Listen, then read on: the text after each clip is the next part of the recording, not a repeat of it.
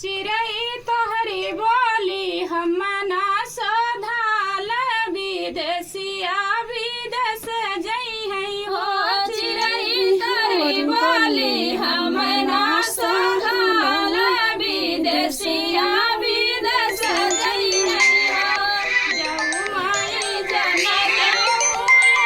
चिरई पिया मोर विदेश जई है पिया मोर विदेश जई है हो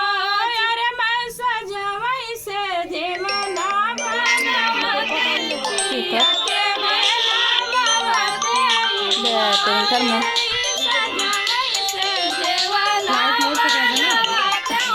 मारे को ना